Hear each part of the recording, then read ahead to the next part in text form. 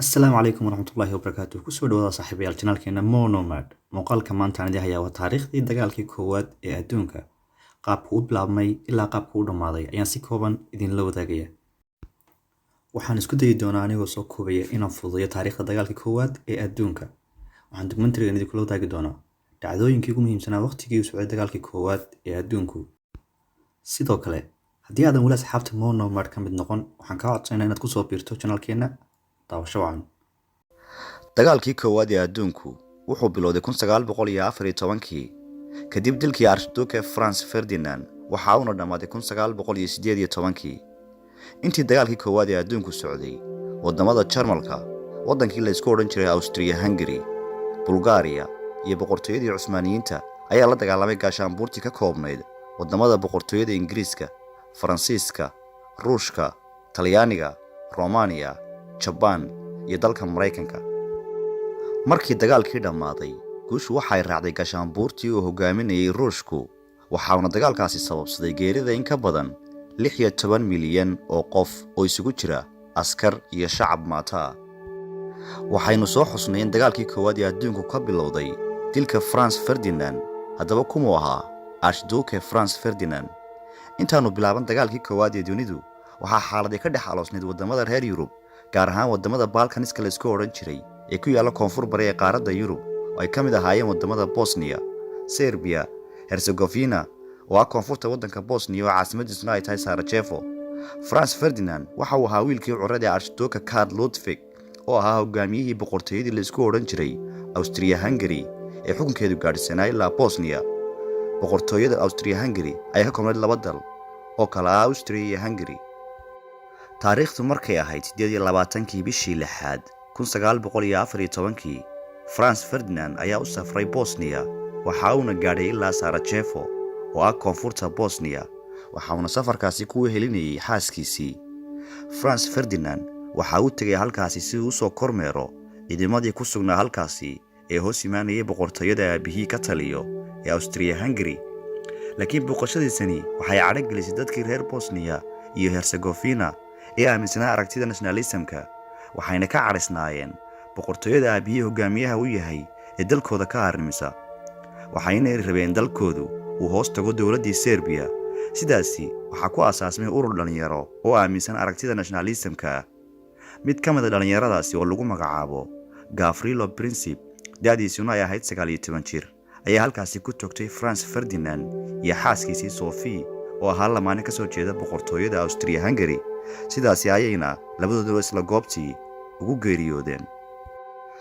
dilka Franz Ferdinand ayaa aloostay xaalad cusub boqortooyadii Austria-Hungary waxay dilkaasi ku eedeysay inay ka dambeeyeen dawladdii Serbia waxayna sidoo kale dawladda Ruushka ku eedeeyeen inuu taageeray dawladda Serbia sidaasina waxay boqortooyadii Austria-Hungary taageero ka codsatay dawladda Jarmalka si ay garab uga siiyaan Ruushka iyo wadamadii isbahaysiga la lahaa ee Faransiiska iyo boqortooyada Ingiriiska maadaama quwaddii weyneed ee Ruushku taageersanaa dawladdii Serbia boqortooyada Austria-Hungary waxay ogolaasho isgarabtaaga ka sugayeen boqorkii ka talinayay Jarmalka ee Kaiser Wilhelm II maadaama boqortooyada Austria-Hungary ay ka baqaysay faragelinta Ruushku inay sababi karto in wadamada Faransiiska iyo boqortooyada Ingiriisku ku soo biiraan dagaalka maadaama ay isbahaysi la lahaayeen Ruushka.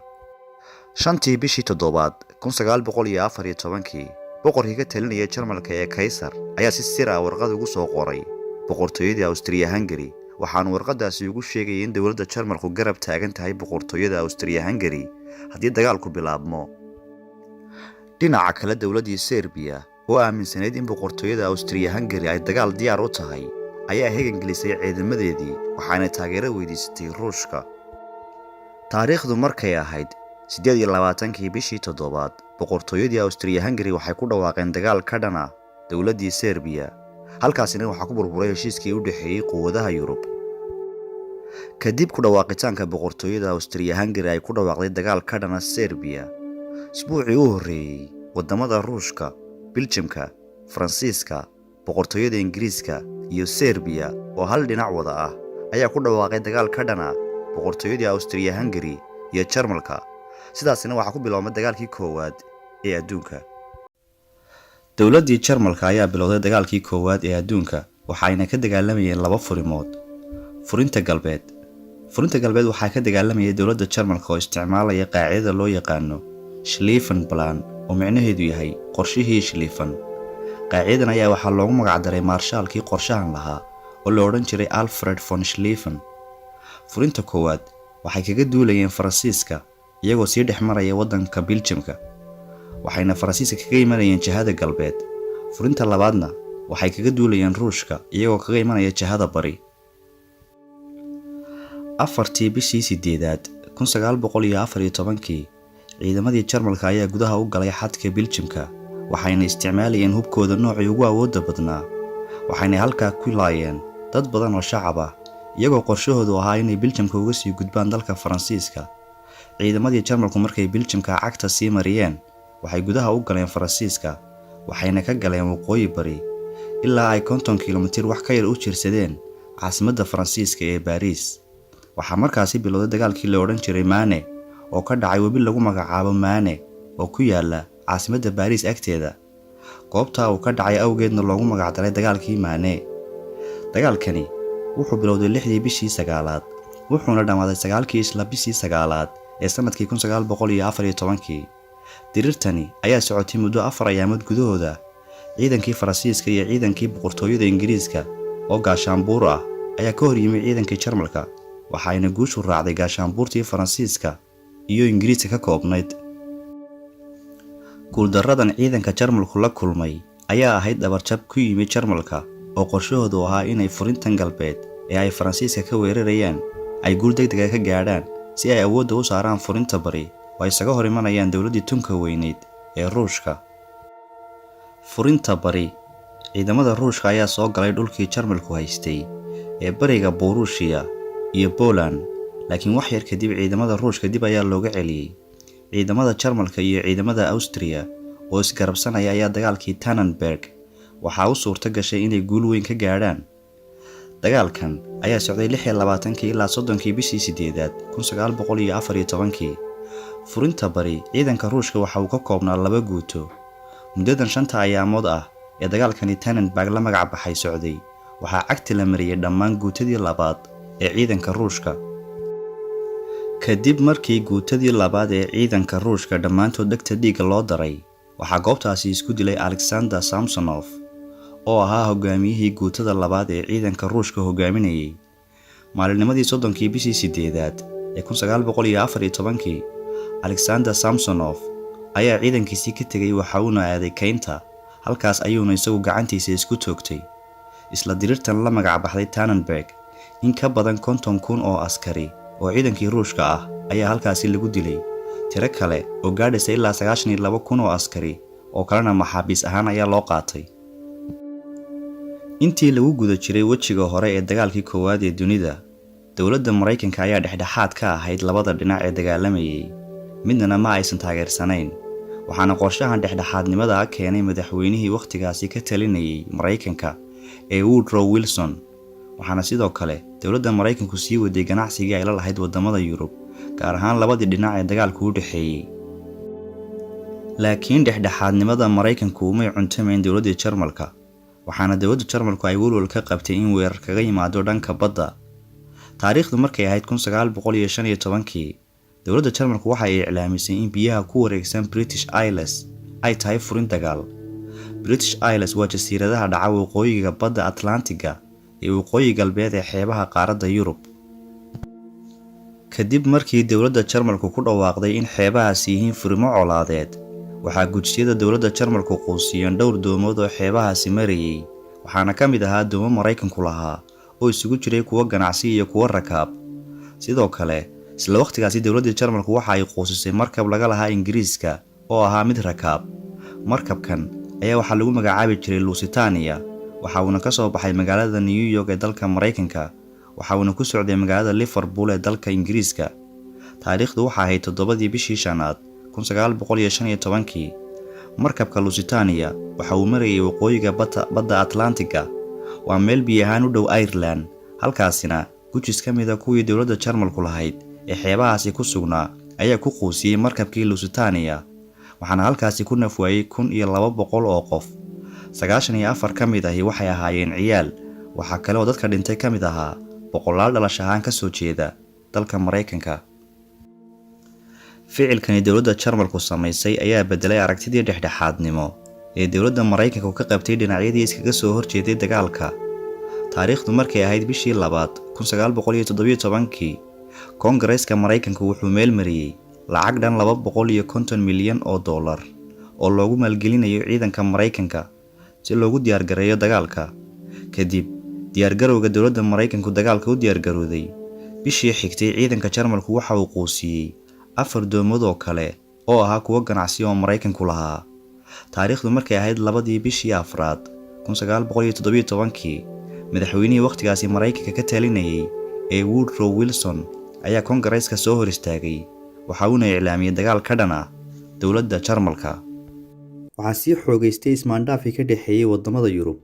gaashaanbuurtii uu hogaaminayay boqortooyada Ingiriisku ayaa isku dayay inay guul ka gaadhaan weerar ay ku qaadeen boqortooyadii Cusmaaniyiinta oo dagaalka ku soo biiray 1914.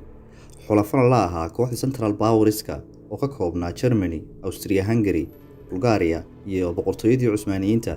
magacan Central Powers ayaa loogu bixiyay goobihii ay ka dagaalamayeen ee Germany iyo Austria oo ku yaala bartamaha qaaradda Yurub. bishii Afraad 1915 gaashaanbuurtii uu Ingiriisku hogaaminayay ayaa qabsaday in badan oo ka mid ah Gallipoli Peninsula oo ah waddanka Turkiga. mashruucan ayaa ahaa mid ay gaashaanbuurtani ku doonayso inay doonyahoodu kaga gudbaan Dardanelles oo ah marinbiyood dhuuban oo dhererkiisu yahay 60 mayl, kaasoo kala qaybiya qaaradda Yurub iyo qaaradda Aasiya. gaashaanbuurtan uu Ingiriisku hogaaminayay ayaa doonayay inay ka gudbaan Dardanelles si ay u qabsadaan Constantinople oo ah magaalo soo martay xukunno kala duwan. waqtiganna waxaa loo yaqaanaa Istanbul oo ku taalla waddanka Turkiga. bishii koowaad 1916 ayaa gaashaanbuurtii boqortooyada Ingiriisku hogaaminayay iskaga soo wada baxeen Gallipoli Peninsula kadib markii ay ka soo gaadhay guuldarro ballaadhan. gaashaanbuurtii uu Ingiriisku hogaaminayay ayaa sidoo kale ciidamada Cusmaaniyiinta kula dagaalamay wadamada Masar iyo Mesopotamia. isla waqtigaas waxaa waqooyiga dalka Talyaaniga iskaga horyimay ciidamadii waddanka Talyaaniga iyo kuwii waddanka Austria oo halkaas fooda isku daray 12 dagaal oo qadhaadh. dagaaladan ayaa ka dhacay dhinaca webiga Isonzo oo ku yaala xuduudka labadan dal. dagaalkii ugu horreeyay ee Isonzo wuxuu dhacay dabayaaqadii 1915 wax yar kadib markii ay dowladda Talyaanigu ku soo biirtay dagaalka iyagoo la safnaa gaashaanbuurtii uu Ingiriisku hogaaminayay. dagaalkii 12aad ee Isonzo sidoo kalena loo yaqaanay dagaalkii Caporetto wuxuu dhacay bishii 10aad 1917. ciidamadii Jarmalka ayaa caawimo siiyay kuwa Austria, sidaasina waxay u saamaxday Austria inay ka gaadho guul ballaadhan dagaalkaasi. kadib dagaalkii Isonzo, dowladda Talyaanigu waxay caawimo aad u ballaadhan ka heshay wadamadii ay isku xulafada ahaayeen ee Ingiriiska iyo Faransiiska. markii dambena waxaa ku soo biiray ciidamadii dowladda Mareykanka, waxayna gaashaanbuurtani sidan kula wareegeen dhulkii Talyaaniga laga haystay. sanadihii ka horreeyay intaanu bilaabmin dagaalkii koowaad ee adduunku, ciidanka badda ee dowladda Ingiriisku wuxuu ahaa mid aan cid u babacdhigtaa aanay jirin. laakiin markii dambe dowladda Jarmalka ayaa samaysay horumar aad u ballaadhan, kaasoo buuxiyay kala duwanaanshaha awoodeed ee u dhexeeyay ciidamada badda ee wadamada Jarmalka iyo Ingiriiska. gujiskii dowladda Jarmalka ee U-boat submarines la odhan jiray ayaa dowladda Jarmalka ka dhigtay mid ku xooganaata dhinaca badda. intii uu socday dagaalkii koowaad ee adduunku, iska horimaadkii ugu weynaa wuxuu ahaa dagaalkii Jutland, wuxuuna dhacay bishii 1916. xeebta waqooyi ee dalka Denmark waxaa iskaga horyimay wadamada Ingiriiska iyo Jarmalka. waxaa dagaal ka qayb qaatay 250 doonyood oo dagaal iyo 100,000 oo askari. markii dagaalku dhammaaday, labada dhinacba waxa ay sheegteen guulo, laakiin ciidanka Ingiriiska ayaa la wareegay gacan ku haynta xeebaha waqooyi. dagaalkii koowaad ee adduunku wuxuu noqday iska horimaadkii ugu horreeyay ee lasoo bandhigo awoodda diyaaradaha, walow aanay diyaaradaha waqtigaasi ahayn kuwo u awood badnaa sida ciidamadii badda ee Ingiriiska ama gujisyadii Jarmalka. waqtigii dagaalka koowaad ee adduunku socday, duulimaadku wuxuu ahaa wax marka si loo eego adduunyada ku cusub. 11 sano ka hor intaanu dagaalka koowaad ee dunidu bilaabmin ayaa ahayd markii ugu horreysay ee diyaaradi samayso duulimaad rasmi ah. Wright Brothers waxay ahaayeen 2 walaalo oo ka soo jeeda Mareykanka. 1903 waxay soo bandhigeen diyaaradii ugu horreysay dunida ee samaysa duulimaad. labadan walaalaha ah ayaan midkoodna soo marin waxbarasho heer sare ah ama jaamacadeed. 2 sano kadib waxay wax ka beddel ku sameeyeen diyaaraddii waxayna soo bandhigeen diyaaraddii ugu horreysay ee leh awood dhammaystiran oo ay duulimaad ku samayn karto. wakhtigii uu socday dagaalkii Maane oo ka dhacay dalka Faransiiska, xogaha ay soo dirayeen duuliyayaasha diyaaraduhu ayaa gaashaanbuurtii Maraykanka iyo Ingiriisku hogaaminayeen u fududaysay inay ogaadaan daldaloladii ciidanka Jarmalka, waxaana sidaasi ciidanka Jarmalka lagaga saaray dalka Faransiiska. bishii 6aad 1912 Maraykanka ayay ahayd markii ugu horreysay ee qoriga dirandooriga u dhaca lagu rakibo diyaarad, laakiin waxay ahaayeen kuwa aan hagaagsanayn. xabadda laga rido qoriga diyaaraddaasi saaran waxay dib ugu soo noqonaysay isla duuliyaha diyaaraddaasi. Maureen Saulnier L waxay ahayd diyaarad Faransiisku soo saaray oo noqotay xalka laga gudbay xabaddii ku soo laabanaysay duuliyaha diyaaradda. dhammaadkii dagaalkii koowaad ee adduunka, wadamada Ingiriiska, Maraykanka iyo Faransiisku waxay shanjibaar ka sarreeyeen waddanka Jarmalka dhinaca soo saarista diyaaradaha. bishii 4aad 1918 dowladda Ingiriisku waxay soo saartay diyaarad dagaal oo lagu magacaabo Royal Air Force oo u hawlgasha si ka madax bannaan hurimaha kale ee ciidanka. diyaaradda Royal Air Force ayaa awood weyn ku soo kordhisay militariga dowladda Ingiriiska, waxaanay sidoo kale qayb weyn ka qaadatay dagaalkii labaad ee adduunka. sidoo kale waxaa loo isticmaalay dagaallo waqtiyo dhow dhacay sida dagaalkii Ciraaq. dagaalkii labaad ee Maane. taariikhdu markay ahayd 15 bishii 7aad 1918 dowladdii Jarmalku waxay qaaday dagaalkoodii ugu dambeeyay, waxayna weerareen ciidamadii Faransiiska. 85,000 oo askari oo ah ciidamada Maraykanka ayaa dagaalka ku soo biiray iyagoo caawimo siinayay kuwa Faransiiska. sidoo kale ciidamada gurgure ee dowladda Ingiriiska ayaa iyaguna dagaalka ku soo biiray dhinaca Faransiiska iyagoo dagaalka ka soo biiray.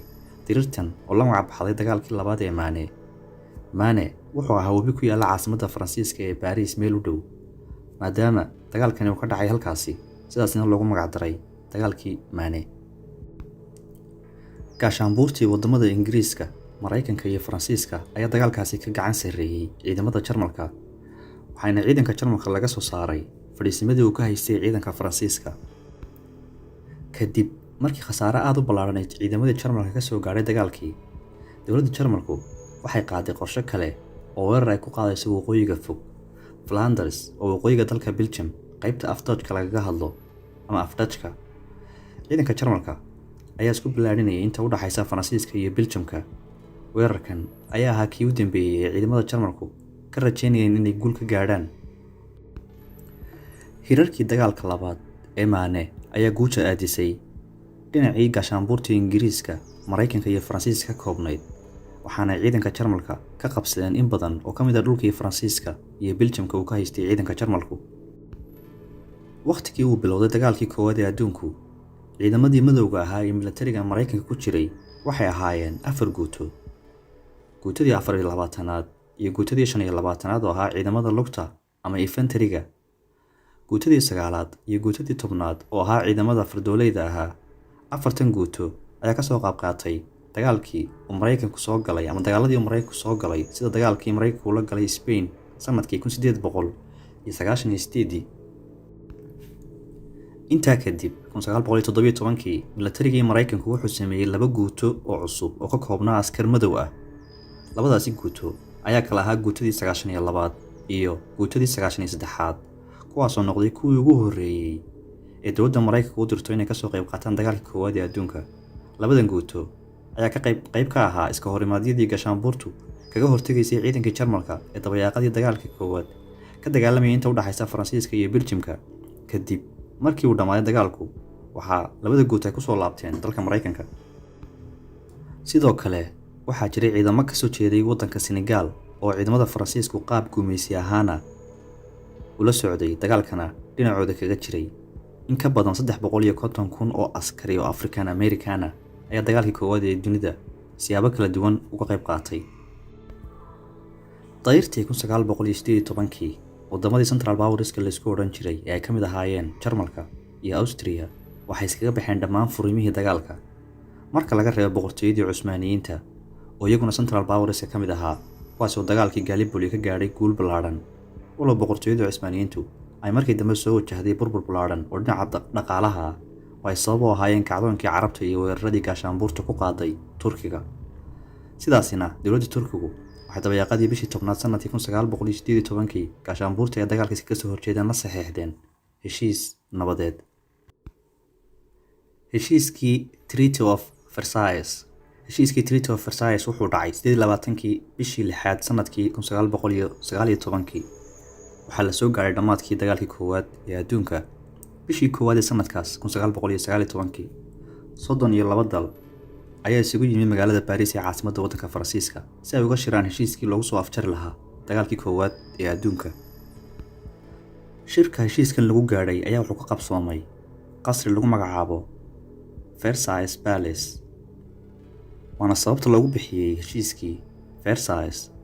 Shirkan waxaa hogaaminaya ama ugu tun weynaa 3 hogaamiye oo kala ahaa David Lloyd George oo ahaa hogaamiyihii boqortooyada Ingiriiska, George Clemenceau oo ahaa hogaamiyihii Faransiiska, iyo Woodrow Wilson oo ahaa hogaamiyihii Mareykanka ee waqtigaas. Dowladda Jarmalka laguma casuumin shirkan, kaliya 3 hogaamiye ayaa ka wada xaajoonaya sidii loo ciqaabi lahaa Jarmalka.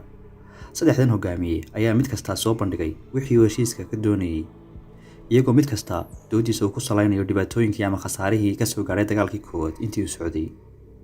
waxayna ugu dambeyn 3 hogaamiye ku heshiiyeen xalkii. qaar ka mid ah wadamadii shirkaasi ka soo qayb galay ayaa dagaalkii koowaad ee adduunka ku magacaabay dagaalkii ugu dambeeyay dagaalada. laakiin heshiiskan la magac baxay Treaty of Versailles oo qabsoomay 28 bishii 6 1919 ma aanu noqon mid aragtidaasi ka dhabeeya. qodobadii ka soo baxay shirkaasi waxaa loo soo bandhigay dowladda Jarmalka iyo dhinacyadii kale ee xulafada la ahaa. Jarmalka oo aan markii hore shirka lagu casuumin kana qayb qaadan qodobada heshiiska ee ku qasbanaaday inuu saxeexo heshiiskan Treaty of Versailles la magac baxay. dowladda Jarmalka ayaa bahdilaad iyo niyad-jab weyn ka soo gaadhay qaybihii dambe ee dagaalka, sidoo kalena heshiiskan Treaty of Versailles u arkayay mid lagu khiyaameeyey. dowladda Jarmalka ayaa aaminsaneyd in nabaddu nooc kastaba ha ahaatee ay tahay nabad aan guuli la socon. markii sanadaha uun laga joogay heshiiskii Treaty of Versailles waxaa hawada isku shareeray nacaybka ka dhashay shirkaasi iyo hogaamiyeyaasha ka dambeeyay heshiiskaasiba. 20 sano kadib shirkaas waxaa sidaas ku bilowday dagaalkii labaad ee adduunka oo dadka qaar aaminsan yihiin inuu sabab u ahaa Jarmalka iyo xulafadiisii oo heshiiskii Treaty of Versailles u arkayay mid aan dhexdhexaad ahayn. khasaarihii dagaalkii koowaad ee adduunka wuxuu sababsaday ama ku nafwaayay in ka badan 9 milyan oo askari, 22 milyan oo askari oo kalena dhaawac ayaa ka soo gaadhay. dadka shacabka ah ee ku nafwaayay dagaalkii koowaad ee adduunka waxaa lagu qiyaasaa ilaa 10 milyan oo qof. labadii dowladood ee ugu khasaaraha badnaa waxay ahaayeen wadamada Jarmalka iyo Faransiiska. labadan dal ayaa 80% raggii dalkooda ee da'doodu u dhaxaysay 15 ilaa 49 u diray dagaalka. intaasi waxaan kusoo koobaynaa barnaamijkeennii ku saabsanaa taariikhdii dagaalkii koowaad ee adduunka. waad ku mahadsan tahay inaad soo gaadho gabagabadii muuqaalkeenna. haddii aadan asxaabteenna ka mid ahayn, fadlan kusoo biir janaalkeenna, subscribe-na saar, muuqaalkeenna like saar, wixii aragti ahna qaybta commentiga noogu dhaaf. nabadgelyo.